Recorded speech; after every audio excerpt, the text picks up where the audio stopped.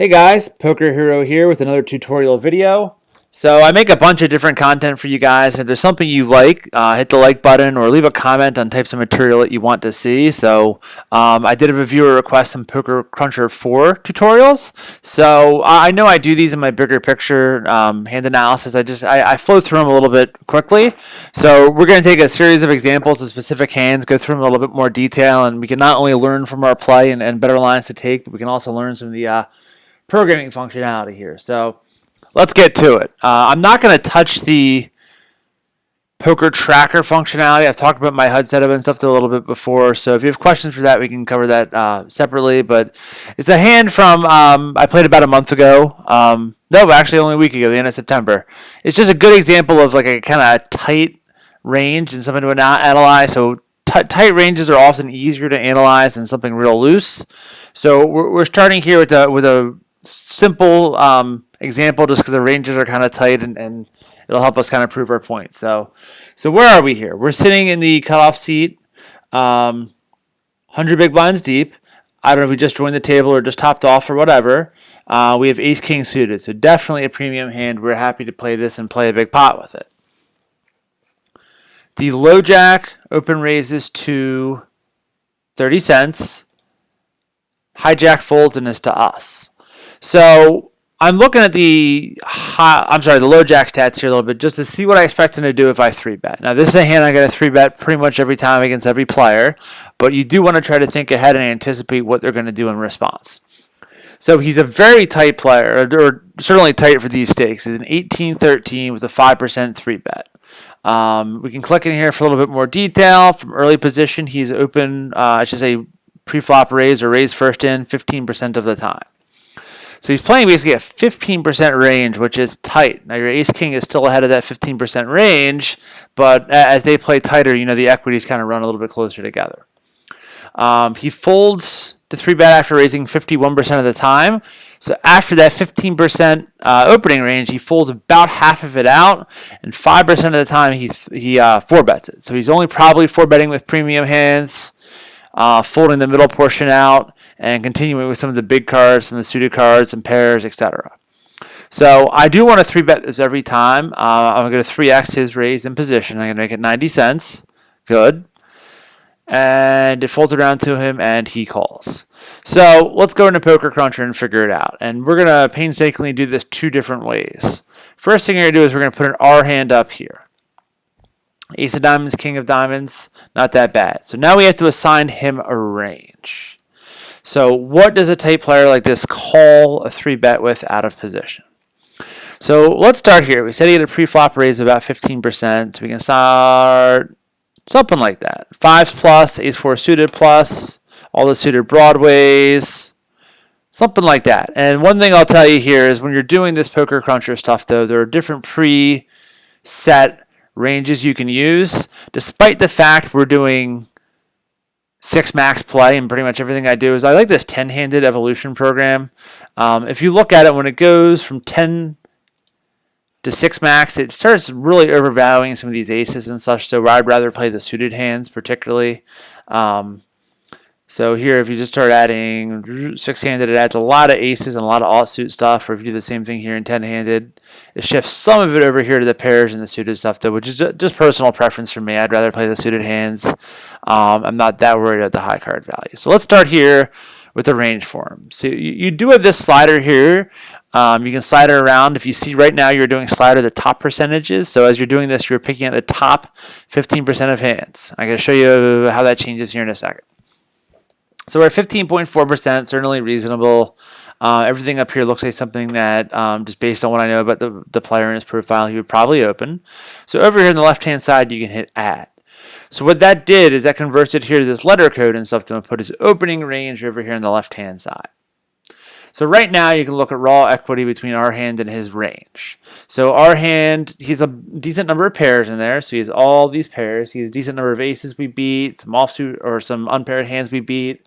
Ace-King's a premium hand. I'm going to guess we're going to run about 60% equity against his opening range. Let's see. 61%, not too bad. But once we 3-bet, he's not continuing this whole range. He's only going to continue with about half of it. So something cool you can do is you can do this again. You can come back here. We know that he's going to 4-bet about 5% of the time. So what is 5% of hands? So it's 5% of the hands that he already opens with. It's not 5% total. When you see something like this, though, these are going to be guesses. I'm going to assume a guy is going to 4-bet aces, kings, and ace-king. I'm going to take that off, and that drops here from 15% to 12%. Maybe he 4-bets the queens, but I'm going to keep those in there for right now.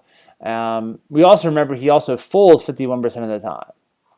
So you're only looking for somewhere around half the hands that he open raised with, he's going to continue with by calling. Remember, he continues with some hands by 4-betting, folds out others, but he's continuing these by calling. So I'm going to instinctively just fold out some of the unsuited hands. Maybe everything but ace-queen, some of the smaller pairs under eights, the non-Broadway suited hands, probably under ace-9. So that gets you to 6%, which is right about, it was half of where we were a second ago. This is probably pretty realistic, and this is going to be very opponent dependent. We did pick a real simple example in the beginning of just somebody that's kind of tight with a kind of well-defined range. You'll see a guy that's three betting, 15% of the time, or folding to 3-bet 8% of the time. Those guys are a little harder to range here. So let's do that. So this is how we worked his range, by taking out some of the pre-flop combos that we did not feel he would 4-bet, or we did not feel that he would call fold. So these are the hands kind of in the middle. This is his calling range, or at least as we see it. Pairs ace to queens, suited broadways, and ace-9 suited, and the single unsuited hand is an ace-queen off. These guys should continue with a lot more suited hands than offsuit. Some guys will just go for pure high card value and continue with something like an ace-jack off, but out of position, that's a mistake. So right here, we took the weakest hands out of his range. We also took the best hands out of his range. So if you think, we took what, about 30 combos of premium hands out, and probably 60 combos of lower value hands out. So I'm going to guess that actually improves our equity here a little bit to probably like 64%. All right, I was actually wrong. It dropped it a percentage point to 60. So despite the fact he folded out both he doesn't have the best and the worst hands in his range, our equity is still about the same. So being in position, that is very good. So now we're going to go to a flop, and we're going to see what happens here. So an ace-jack-9 rainbow flop. So I'm going to start by plugging that in here. Ace-jack-9. I may have the suits wrong. I switched them, but in this example, it's not going to matter. All right. So certainly you just look at it before we do any numbers here. It's a favorable flop for us. You have top pair, top kicker. You can start just think, before I even click back on the other side here, and you see his ranges. How does this line up with his range? Well, we gave him some Broadway aces. He has some sets. He has some 2 pairs in here. Again, though, when you see a board like this, like you can see Poker Tracker is already giving us 88% equity, and that might be a little much. So one thing you can do here is when you do put this in a PokerCruncher, let's see where we are here. So there's 2 different ways you can kind of analyze these hands. You see how down here where it says deal to river? You can deal all 5 cards and play the hand out, or you can just deal to where you are on the flop. So what I'm going to do is I'm going to deal here to the flop. This is taking equities as of right now after seeing 3 cards. It is not allowing for turn and river runouts. So this is great at analyzing his range and kind of how it lines up with the flop. This will help you see bet. This will help you in a lot of different ways. So I've deal to flop here. I'm going to hit, before I hit calculate, let's take a guess. So we have top pair, top kicker. He has some weaker aces that'll call. He has some, he probably calls with queens, probably like 10s and 8s he folds out. There are obviously sets he's going to do, but he'll call with all the ace queens. He'll call with the ace 10s. There are some ace 9s. He might call a bet with a jack, like a king jack, a queen jack. There's some straight draw combinations, so he'll probably call with a bunch of stuff. So it's actually, when this many high cards, it's hard to miss someone's range, a 3-bet calling range. But We're still a favorite here because we have top pair, top kicker. I'm guessing that increased our equity to about 75%. So let's see where we are now. All right, 84%. Poker Tracker gave us 88, so that's pretty good. So think about it from a c-betting standpoint. So you want to c-bet when you have a range advantage or a nut advantage. So I have the range advantage, meaning I have the strongest aces in my hand. I have the nut advantage, meaning the nuts on this board are going to be pocket aces, pocket jacks. Pocket aces, he should not have in his 3-bet calling range. Pocket jacks, he may, but I have the best nut hands. I have the range advantage, meaning I have the most strong aces. So this is a board that favors me a lot. So I'm going to want to bet this is a little bit scary. So I'm probably going to want to go half pot or a little bit more. And to 195. So he checks to me. And 195, I do a dollar, so just over half pot. I think that might be a little small. It might go up to like 110 or 120. Just are some draws here and weaker aces it'll call. But that's where we are. So the reason I picked this hand is because this was an interesting move. So now he check raises. So we have to start figuring out what hands he would check raise with versus call. So you can look at his player profile and the HUD stats for one. We have 4,000 hands on the guy. He's check raised the flop 3% of the time. 2.67 actually if you have a river. So 4 check raises we've seen from him at 4,000 hands. So where does that narrow his range to? So whenever you're trying to analyze like a villain and try to figure out their play patterns, you have to look at what hands should they check raise here and what hands do they check raise here. And players should balance their ranges with premium hands, which in this case are probably 2 pairs and sets, and draws. The only likely draw here is Queen 10 for the straight draw. Maybe now King Queen for a gut shot shouldn't check raise, especially when I have an ace board. A lot of players won't check raise the Queen 10, and you might just have a purely value scenario here. In which case you may be able to make an exploitative fold, but we'll get to that part in a minute. So let's come over here and start eliminating hands he won't check raise with.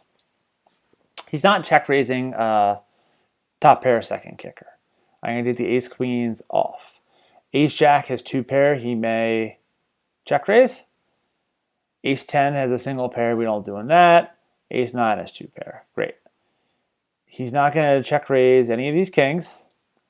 He's not going to check raise these under. Oh, he would check raise the sets, so he's not going to check raise queens, 10s, 8s. We said he's not going to check raise the jack. So what we're leaving in here is the Queen 10 suited. So if you actually look at his range breakdown at this point in time, he has 3 combinations of 2 pair hands, 6 combinations of sets, and 4 combinations of Queen 10. So a way you can roughly figure out your equity here is you have 13 total combos. Right now you beat 4 of them.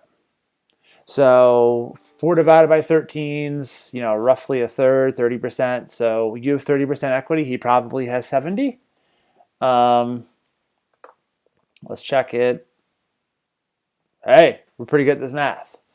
So this is what a villain like this may continue with, or may check raise. So what we can also do is instead of just dealing on the flop is we can take it out here and look all the way to the river. So if you deal all 5 cards, what are our chances to improve? So certainly we have additional outs. If he has, a set of jacks, no, we can't get another ace because then he's a full house.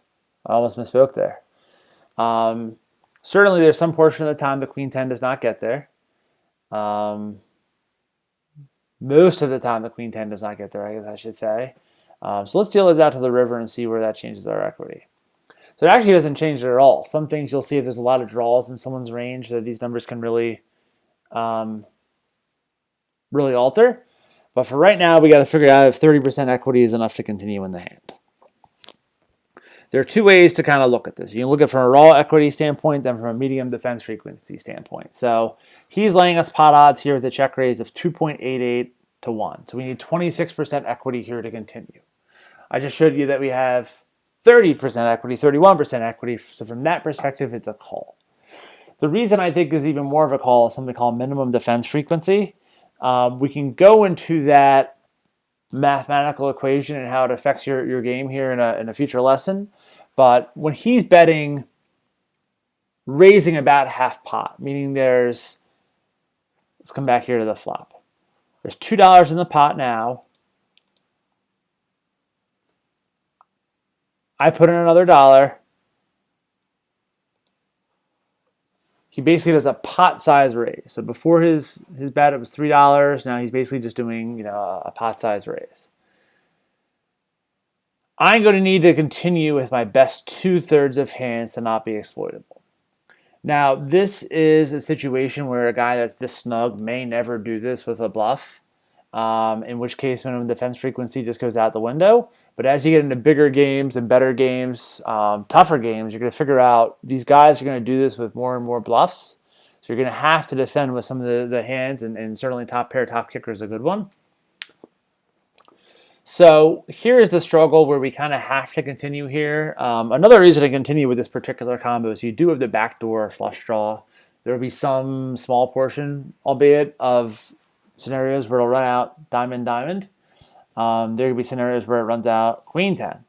So you do have backdoor draw combos, and that's in your equity over here. We ran it out, it's in your equity, and when we went from flop to river, it didn't change much. What was 30.94 to, well, what up 0.1, but hey, we'll take the improvement. So there are some small percentage of chances this turns into a straighter flush scenario for it, so it's a good combo to continue with here. We can go into hand selection and all this stuff together later, but for right now, I do think this is a call. 6 of hearts. So now we can extend this to street here, put in a 6 of hearts. So what did this change? Before we even look here, what did this change? Well, nothing. There's no 6s in his range. This is pretty much a blank. If he was doing this, and we've taken them out of his range, but if he was doing this with an ace, trying to figure out a combo. We took all, and the ace of hearts is out of his range. We didn't even put that in there, so there's no flush draw that he would have to be a heart in this scenario. If he had ace 9 of hearts, he already has 2 pair. Doesn't need to bluff that. So this, based on the range we've given him, this hand is absolutely a blank. The card is absolutely a blank. So what happens? So we face a nearly pot-sized bet. Oh, I know how this one that ended. This is probably going to be a fold spot. If you look at this here, once he gets called, he is probably not bluffing the queen 10, unless it's specifically queen 10 of hearts. And let's take this here. So instead of doing this, so when you have something like that, you can unclick it. You can come down here and just hit hearts. So now, look at it. He has 9 value combos of 2 pair plus that beat you. He has 1 combination of open-ended straight plus flush draw that you would win, that you currently beat. So you have 10% equity. So that's also how you can do some of this math in your head. You can figure out combos you beat versus combos you lose to. This is a particularly easy scenario, but that is how you can do like PokerCruncher in your head. This is a fold. He's not doing... There's just not enough bluffs in his range to make this a worthwhile call, particularly for a pot-sized bet. You'll actually see, we only have $6 left, so it's a 3/4 pot-sized bet, even though you're not seeing the right number there. It's 6 to win a pot that'll be 20. So there you need, your 30% equity up here. You just don't have that. I believe I call here, which is a mistake. And just to run the thing out for you, he did have ace-jack of clubs, which is one of the hands that we assigned him. So this is very good and very powerful exercise. This is how you learn how to range opponents, and you can calculate some of these equities and stuff in your head during the game. You have to be critical of your own play, and it has to be critical of your own play, or you'll never get a chance to improve. Only other thing I'm going to come back here, and we're going to rewind for a couple minutes and do it this way, is instead of thinking about your specific hand, you have to think about your range as well and how your range lines up with the board. And we're just going to take this to the flop. We're not going to continue. But what would my... So let's give him his 15% range. We know that comes down to We know that comes down here in a minute, but let's give, what would I 3-bet in this scenario? So look at it here. He open raises, comes to me here. What would I do? So I look at a player like that and I see, well, he's folding his 3-bets after raising half the time. So that's actually pretty high for one of these games. People 3-bet, call 3-bets all the time. He's also starting with a particularly strong range. So if I get called, I'm not going to like it. In all of your ranges, you want to make sure there are some bluffs available, and there's ideal percentages and such. And I don't know that in this game, like a 10NL game, that you should be worried about truly being balanced.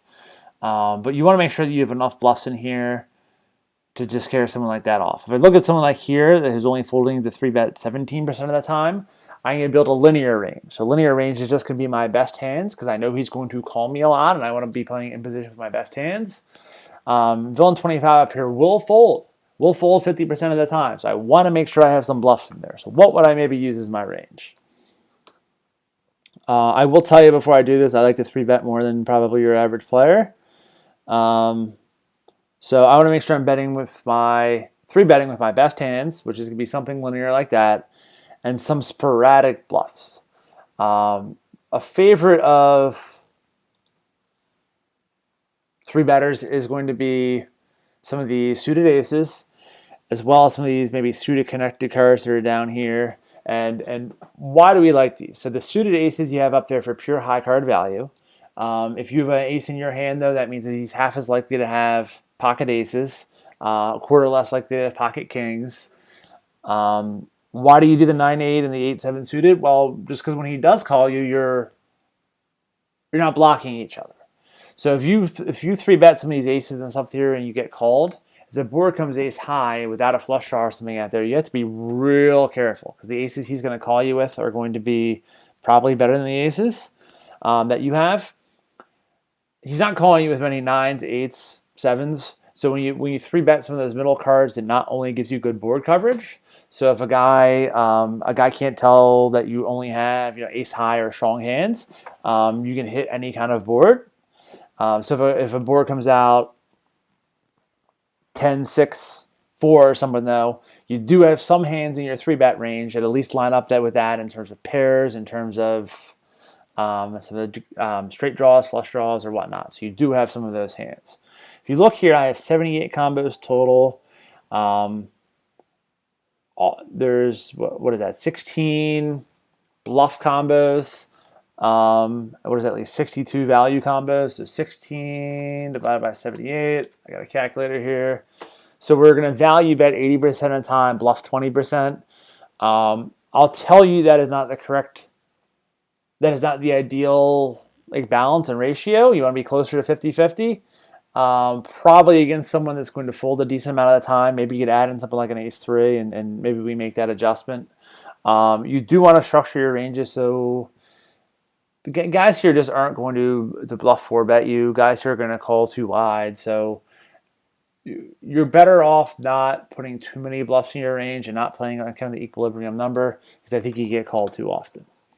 So here we're looking at my range versus his range. And what hands did we take out? We took those out. We took those out. We took those out. I think that's what we gave him. My range, his range. So you just compare the hands we would play in these scenarios. I have to have 67% equity. Oh, all right. So that's why you do this. So when you 3-bet and he calls you, the equities actually become a lot closer. So you're at the top of your range. You're at the top of the range. You got to think through this. You're at the top of your range with the ace-king suited. A lot of the hands are going to perform worse than that just on a standard board. So it's actually interesting. You lose equity when you're called. So maybe because of that, we actually want to take a couple of these bluffs out against this player type. But let's use this for now. All right. Let's go to flop. Ace. Whoa. So if you end up typing up here by accident and stuff, you can always just go to edit and undo one level, and it's annoying when you do that. Ace, Jack, 9. So I'm again going to deal this to the flop. So based on our range, who do we think lines up better with this board? So we each have a decent number of aces. I have these stronger aces. Our villain has 10 combos of aces. I have 9. I have 18. So I have more aces in my hand. Plus the offsuit ones I didn't count. Do you have those? Oh, so he has 19 aces. I have 18 plus 18. I have 36 aces. So that's good. I have twice as many, top pair hands. I have the sets. I didn't give myself ace jack or ace nine in that scenario. I probably would 3-bet pocket nines here. I didn't put them in my range. I probably actually do that, but let's stick with our assumption here. So it certainly lines up better with my range than him. So this is what we talk about, like a range advantage. Our range, the potential hands we can have in this scenario, are more favorable on a high card board than the 3-bet callers. But not hugely so. I'm guessing this takes our advantage up here to about 64%. Let's look. So we're getting pretty decent here at learning some of these numbers, which is awesome. A cool thing you can also do, you can click on his range. It'll tell you over here what percentage of the time he kind of has what. So if you look over here, though, he has a one pair of hands 65% of the time. You beat all the one pair hands. So 65% of his range right there you are beating. You are losing here to the 2 pair hands. He does have the ace jack and the ace nine, same as before. No straights, no flushes. He does have some 3 of a kind. So you actually look 10% of his range is sets. 10%. That's why you see we only gave him 64 combos and there's 6 combos of sets. Interesting. So 10% of the time he has a set. So we know the check raise is coming. We're not concerned with the check raise with the 1 pair of hands. We're not concerned with the check raise with the high card hands that are just, misses. So the only hands we're worried about him really check raising are going to be some of the draws, open-ended straight draw. He has 6% of the time, plus some of the 2 pair and the 3 of a kind. So roughly 21 or 22% of the time, you can kind of fear a check raise. It does look like in this scenario he would be balanced as we saw before. Here you have about 16% of true value hands versus 6% of draws. That does give him 3/4 or a 3-to-1 ratio of value to draw, which is not bad from his perspective. You just got to kind of realize where we are here. So these tools are real cool. It'll tell you this is his absolute hand strength down here. These are also some of the make hand stats. So this will tell you some of the flush draws and stuff you have, which is 0 in this case. There can be 2-card backdoor flush draws. So all these combos here that we're highlighting and stuff, they could have, spade, spade, heart, heart, club, club. Come on, turn river and give him some type of flush. But if you look most of the time, he's just going to sit here with a top pair, second pair hand. Top pair being all the ace hands that you beat. Second pair being all the jack hands that you beat. He has no bottom pairs because he has no... the only nines he has here are sets or 2 pairs. He does have some pocket pair below top pair, which would be the queens. And again, he might continue with that for a little bit. So do that. So when you do some of this hand analysis, look at both your absolute hand, look at your range. We'll come back to this tool, the make hand stats, and have we read this guy to the flop later. Important part is when you see something like this, so is realize you have a large equity advantage both in your range and in your actual hand. Remember, your hand has more equity than the rest of your range. So you are at the top of your range, as you hear people say it.